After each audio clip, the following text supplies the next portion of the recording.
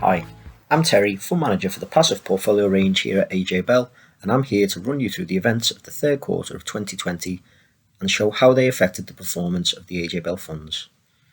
After a tumultuous first half of the year, this quarter saw a little more calm as investors took in the impact of coronavirus with some renewed hope for economic recovery.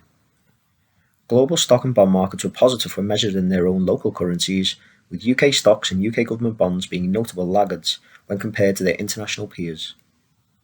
Part of this can be explained by the fact that the UK's FTSE 100 index is dominated by out-of-favour industries such as energy stocks, commodity stocks, and banks. Performance also wasn't helped by the strength of the pound over the quarter, which rallied against most other major currencies. The AJ Bell funds are made up of varying combinations of stocks, bonds, cash, and property, with the allocations to each asset class blended between UK and international holdings. Across the quarter, international stocks and bonds were positive in their own currencies, but these gains were eroded and, in the case of bonds, even turned negative when they were converted back into the stronger sterling. This impacted all of the funds in the range to varying degrees depending on their stock to bond and UK to international mix.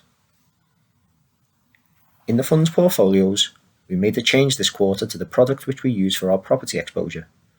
We previously invested in the iShares UK Property ETF, which was blended with short-dated index-linked gilts, but in July switched to use the iShares Developed Real Estate Index Fund instead.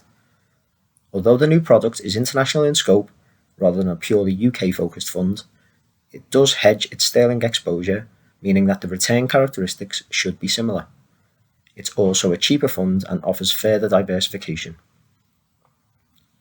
As you know, the charge for the funds in our growth range is capped at 0.35%. As we have fixed fees for many of the fund's running costs, as they grow in size, we can pass the benefits of larger scale onto you, our investors. I'm pleased to report that this quarter, the balanced fund reached sufficient size for its charge to fall to 0.34%.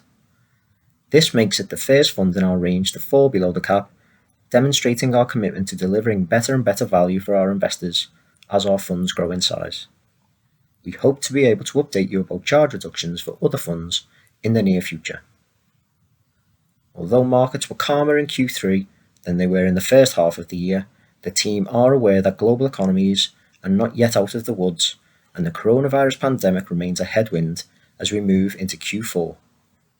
As always, we won't hesitate to make changes to the funds should we feel a need to protect our investors, but at the same time, with some big events on the horizon such as the US presidential election in November and the end of the Brexit transition period in December, we're wary of making any rash decisions. The team will continue to monitor developments, and should we make any changes to the allocations or the holdings which we use, we will update you as soon as possible. Thanks for watching.